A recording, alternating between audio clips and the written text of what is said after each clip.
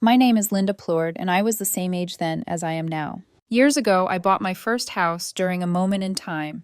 Most people only talk about in hindsight the housing market crash when fear was everywhere and opportunity was hiding in plain sight. I didn't have help, no cosigner, no family loan, no quiet safety net. Just me, a steady job, and years of saying no to things I wanted so I could afford the one thing I needed, something that was mine. The house itself wasn't impressive by any stretch. 2 bedrooms, 1 bathroom, a small patch of grass that barely deserved to be called a yard. But the moment I signed those papers, it felt like proof that I could stand on my own 2 feet. I lived there for nearly a decade. 10 quiet years of building a life, brick by brick, paycheck by paycheck. I fixed what broke. I painted when the walls looked tired. I learned which floorboard creaked and which window needed an extra push in winter. That house saw me exhausted, hopeful, lonely, proud. It wasn't just shelter, it was the physical result of my discipline, my patience, my refusal to fail quietly. Eventually, life moved forward. I met my husband, and like most couples who start dreaming bigger, once they find stability, we decided it was time to upgrade. We pooled our money, bought a larger place with more space, more light, and room for the future we imagined together. Selling the old house never felt urgent. I didn't need the cash, and something about letting it go felt premature, so I kept it. Not with a grand plan, just as an option, a backup. An asset I could rent out someday or fall back on if life took a sharp turn. That decision, I later learned, would change everything.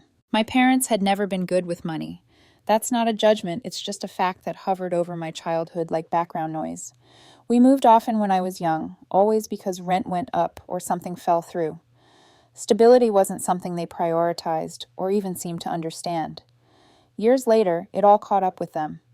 They lost their home to foreclosure, something they never talked about directly, but carried with them in the way they spoke about bad luck and unfair systems.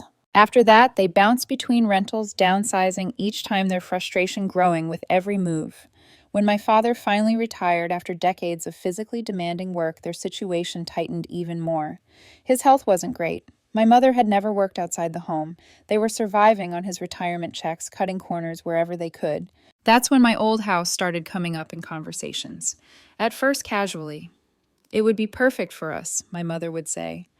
Small, manageable, no stairs. Then less casually. We're tired of moving, Linda. Then finally, directly.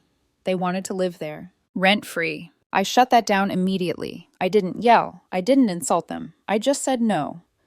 Family or not, I wasn't about to hand over something I worked years to earn with nothing in return. That house wasn't a favor, it was my property. Still, I didn't want to leave them stranded, so I offered a compromise. A rent far below market value, something symbolic. Enough to cover basic costs and protect me from carrying the entire burden alone. Not long after that, something unexpected happened. They received an inheritance. A significant one, 6 figures. I remember my mother calling me, her voice bright in a way I hadn't heard in years. She talked about how everything was finally turning around, how they were going to take care of the house. She even used the phrase, pay it off, which I gently corrected since the house was already paid for. But I let it slide. She wanted to feel helpful, important. We agreed that they would use part of the inheritance to prepay rent several years up front. I was crystal clear about what that meant. Rent, not ownership, not equity, no confusion. To make sure there would never be misunderstandings, I had a lease drawn up, a real one, detailed, notarized, everything done by the book. They were tenants, I was the owner. The arrangement included them covering property taxes and insurance around $350 a month. Simple, affordable, fair. They signed without hesitation. At first, things seemed fine. My mother talked excitedly about decorating, about planting flowers, about making it feel like home. I didn't object. Gardens don't change deeds. Paint doesn't rewrite contracts. I told myself it was harmless, that she was settling in, that I was reading too much into her phrasing when she said our house instead of the house. Looking back, that was my first mistake. Years passed. Quietly. They lived there for next to nothing while I paid nothing into it myself. I wasn't making a profit. I wasn't even breaking even by market standards. But I told myself it didn't matter. They were family, and family was supposed to mean something. Then insurance went up. Not dramatically, barely at all. When I ran the numbers, it came out to $3 extra a month. 3. I remember hesitating before calling my mother, already bracing for irritation I couldn't fully explain yet. I told her calmly, apologetically even. Just a heads up, just a small adjustment. She exploded. She accused me of milking them, of being greedy, of taking advantage of my own parents. She said they'd paid off the house and deserved to live there without increases. She listed everything she'd done to improve the place flowers, paint a mailbox, as if those things had transferred ownership. When she threatened court, I felt something shift inside me. Not fear, something colder, something sharper. It wasn't about $3. It never was. It was about who she thought that house belonged to now and who she thought I was to her. And in that moment, I realized the house I thought was safe was already under siege. After that call, I sat in my car for a long time with the engine off, phone still in my hand, staring at nothing. I replayed her words over and over, trying to understand how we'd gone from a calm conversation about insurance to her accusing me of greed, betrayal, even theft. $3. I kept coming back to that number like it might suddenly make sense if I stared at it long enough. I told myself she was emotional, that she'd calm down, that this was just one of her outbursts that would burn itself out if I didn't add fuel to it. That's how I'd handled things my whole life. Wait it out, smooth it over later, keep the peace at any cost. But this time it didn't burn out. It spread. The text started that same night. Long paragraphs, no punctuation, jumping from anger to guilt to self-pity in the span of a few lines. She reminded me of everything they'd done for me growing up. She said they were the reason I'd ever been able to buy a house in the first place. She implied that without them, I'd be nothing. Then, just as quickly, she flipped the script and painted herself as the victim, saying she couldn't believe her own daughter would nickel and dime her parents in their old age. Every message ended with some variation of the same accusation. How could I do this to them? I didn't respond. Not at first. I needed space to think, to calm down, to figure out how a simple adjustment had turned into a moral indictment of my entire character. I kept telling myself that responding emotionally would only make things worse, but the silence seemed to make her angrier. The messages kept coming, each one sharper than the last. A day later, my dad called. His voice was tired the way it always was when he was calling on her behalf. He didn't accuse me outright, but he didn't defend me either. He said she was stressed, that she felt taken advantage of, that maybe I should try to see things from her perspective. I asked him calmly what part of the agreement she felt was unfair. He didn't have an answer. He just repeated that she was hurt, and that in his words, this didn't feel right to her. That's when I realized something important.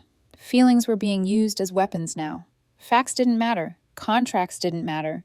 Only how offended she felt and how guilty she could make me feel in return. I told him as evenly as I could that if she believed something illegal or unethical was happening, she was welcome to talk to a lawyer.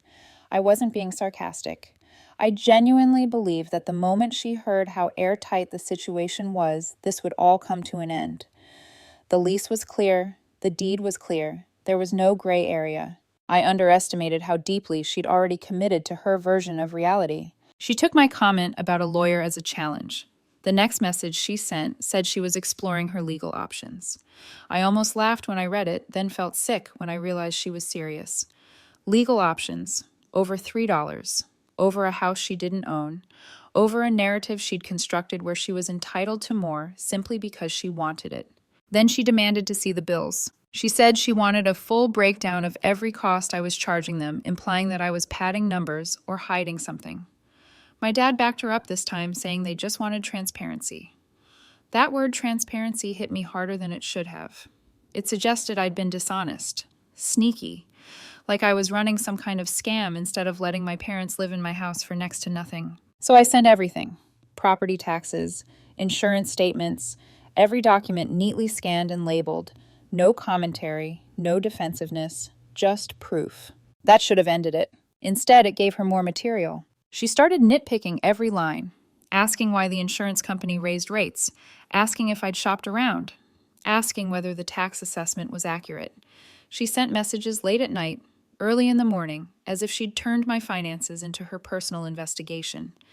It felt surreal, like she'd forgotten I was her daughter and decided I was the enemy, instead, some faceless landlord she needed to expose. After days of this, Something inside me finally snapped.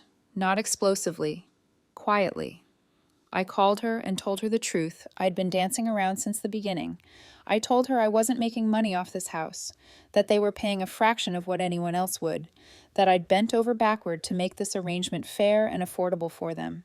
And then I said the sentence I'd never said to her before. If you don't like the arrangement, you're free to leave. There was a pause on the line.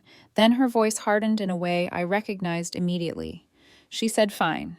If I wanted to treat them like renters, then I should expect them to act like renters."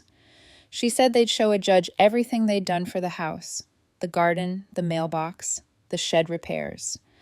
She said they'd lived there long enough, that it was their home now, and I couldn't just take that away. That was the moment I understood how far gone she was. She wasn't bluffing. She truly believed those things gave her rights, ownership, leverage. I reminded her again that she'd signed a lease, that legally they were tenants, that I was the only one on the deed. There was nothing to argue about. She didn't care. She talked over me, insisting that a court would see things her way, that judges cared about fairness, not paperwork. When I hung up, my hands were shaking not from fear, but from anger I'd never allowed myself to feel before. This wasn't a misunderstanding anymore. This was entitlement, control, a power struggle I'd never agreed to be part of. And suddenly $3 felt like the smallest issue in the room. After that call, I knew something fundamental had shifted. This wasn't just another argument I could smooth over with time or patience. My mother wasn't venting anymore. She was building a case. Not a legal one, not really, but an emotional one, constructed carefully out of guilt, selective memory, and a deep conviction that she was owed something simply because she wanted it. The messages didn't stop. If anything, they multiplied. She started framing everything as betrayal. Every text had the same undercurrent, "After all we've done for you." She rewrote my childhood in ways that made me feel like I'd been handed everything instead of clawing my way forward on my own. According to her, they'd sacrificed endlessly so I could succeed, and now I was repaying them by squeezing them for money in their retirement. It didn't matter how many times I reminded her that the increase was $3. To her, it symbolized disrespect. My dad called again this time, sounding more nervous than apologetic. He said things were tense at home, that my mom was barely sleeping, pacing around the house, talking about court and fairness and rights. He kept repeating that maybe we could find a middle ground. I asked him what that middle ground looked like. He hesitated. Then he said maybe I could just drop the increase, that maybe it wasn't worth all this stress. That suggestion hit harder than the yelling ever had, because it wasn't about $3 anymore. It was about whether I was expected to surrender every boundary the moment my mother applied enough pressure. I told him no, calmly but firmly. I said if I gave in now, it would never stop. There would always be another demand, another justification, another reason why I owed them more. That's when my mother escalated. She sent a long message outlining everything she believed entitled her to the house. Not just the garden or the mailbox this time, but emotional labor, time, presence. She talked about how she'd kept the house alive, how she'd treated it like her own, how she'd invested years of her life into it.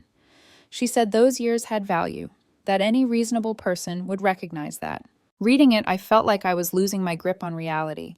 I kept scrolling back to the lease in my email, rereading it like an anchor. Tenant, owner, rent, terms. It was all there, clear, unambiguous. And yet she spoke as if none of it existed. I responded with facts, short sentences, no emotion. I told her again that nothing she listed gave her ownership or equity, that cosmetic changes didn't override a signed contract, that living somewhere didn't magically transfer a deed. I thought maybe if I stayed calm and factual, she'd eventually hear me. She didn't. She accused me of hiding behind paperwork to avoid responsibility. She said I was using technicalities to hurt my own parents. She said she couldn't believe the person I'd become. That one hurt more than I expected, because part of me still wanted her approval, still wanted her to see me as good, fair, generous. Then she crossed another line. She said if I continued to treat them like strangers, she'd stop paying rent altogether. I stared at my phone when I read that, feeling a strange mix of disbelief and clarity. She wasn't negotiating anymore. She was threatening to break the lease and daring me to respond. I called her immediately and told her plainly that if she stopped paying rent, I'd have no choice but to start the eviction process.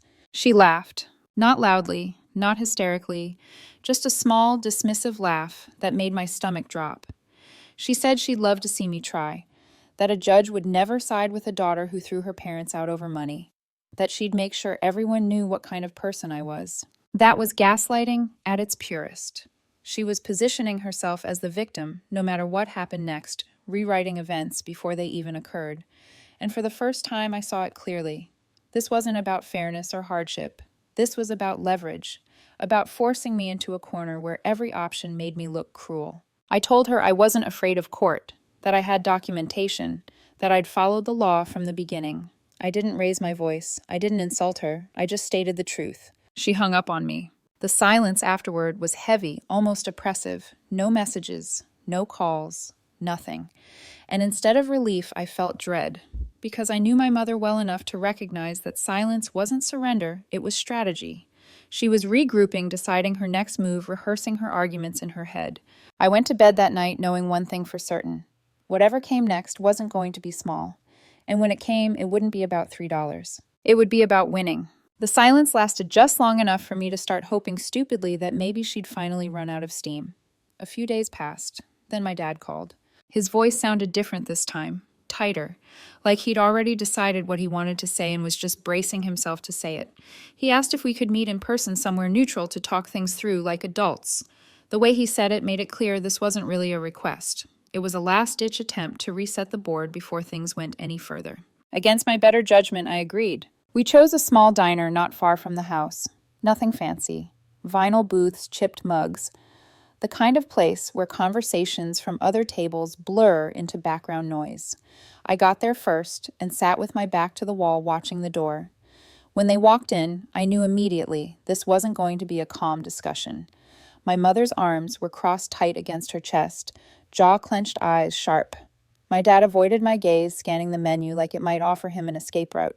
I barely had time to say hello before my mother launched in. She accused me of making everything about money, of humiliating them, of turning their retirement into a battlefield. She talked loudly, dramatically, as if she wanted the entire diner to hear how cruel her daughter had become. I let her talk. I didn't interrupt. I'd learned long ago that stopping her mid-rant only made her louder. When she finally paused to take a breath, I said quietly, "Mom, this isn't your house." The words landed like a slap. Her face flushed red, and my dad jumped in immediately, trying to soften it. He said I needed to understand how she felt, that it wasn't about the paperwork, it was about respect, about family, about not being treated like strangers in what they considered their home. That's when I felt something inside me harden. I told them both that feelings didn't override reality, that they'd signed a lease, that they were tenants, that I wasn't doing this to hurt them, but to protect myself. I said I wasn't their landlord because I enjoyed it. I was their landlord because it was the only way to keep boundaries clear. My mother scoffed. She said boundaries were just excuses people used when they didn't want to take responsibility. Then she started dragging up old memories, twisting them into debts I apparently still owed, sacrifices she claimed she'd made, times she'd put me first. Each example was presented like an invoice. I felt the familiar tug of guilt rising in my chest, the reflex to apologize, to make it stop. But I didn't. Instead, I told her I was grateful for what they'd done as parents, but gratitude didn't mean forfeiting my property. I reminded her again how little they were paying, how easily I could have rented the house out for 3 or 4 times as much. That's when she accused me of being greedy. The word echoed louder than the clatter of plates around us. Greedy. For asking my parents to honor an agreement they'd signed. For not giving them something that was never theirs. I looked at my dad, hoping just once that he'd step in and say enough. Instead, he suggested maybe they should get an assessment done, see what their contributions to the house were worth. I stared at him stunned. This was no longer just my mother's delusion. He was buying into it too. I leaned back in the booth, suddenly exhausted. I told them plainly that there was nothing to assess, that planting flowers didn't create equity, that repainting a mailbox didn't entitle anyone to compensation. I said it didn't matter how long they'd lived there, the house was mine and it always had been. The table went quiet. My mother glared at me like she didn't recognize me at all. My dad stared down at his coffee jaw tight. Finally, I said the words I'd been circling around for weeks. If you're this unhappy, you should move. The silence that followed was thick, heavy, almost physical. I could tell they hadn't expected that. I was supposed to fold. to backtrack, to offer some concession just to keep the peace. But I didn't. After a long moment, my dad muttered that they'd think about it. No apology, no acknowledgement of how far things had gone, just that. I stood up, left cash on the table for my coffee, and walked out without looking back.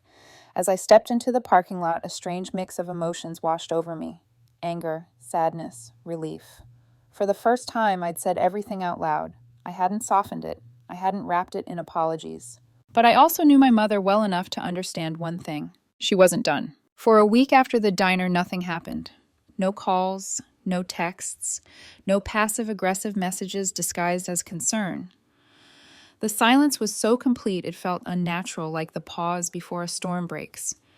I tried to convince myself that maybe they were actually thinking things through, that maybe my mother had finally realized how far she'd pushed things. But deep down I knew better. Silence was never peace with her. It was preparation. When my phone rang and her name popped up, my stomach tightened instantly. Her voice was calm, too calm, measured, almost polite. She said she wanted to clear the air and asked if I could stop by the house to go over a few things. That tone alone made my skin prickle. My mother never used calm unless she had something planned. Still, part of me wanted this to end, wanted closure, so I agreed. When I pulled into the driveway, my dad was sitting on the front steps, elbows on his knees, staring at the ground. He looked smaller somehow, older. He barely looked up when I walked past him, just gave a quick nod like he was bracing for impact. That should have been my cue to turn around and leave. Inside, my mother was standing at the dining table with a thick stack of papers laid out neatly in front of her. The sight of them made my chest tighten. This wasn't a conversation.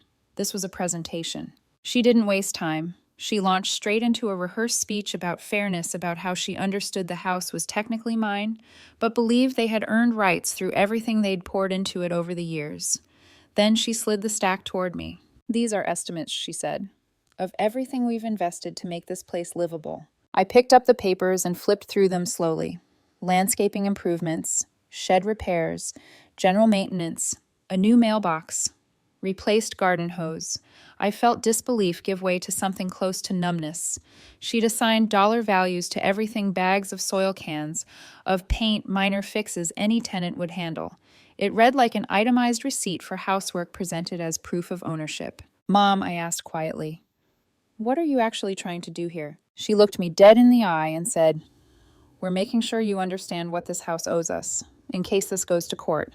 Court, again. I told her as calmly as I could that none of this changed anything, that tenants don't gain equity by maintaining the place they live in, that no judge was going to look at a garden and award ownership.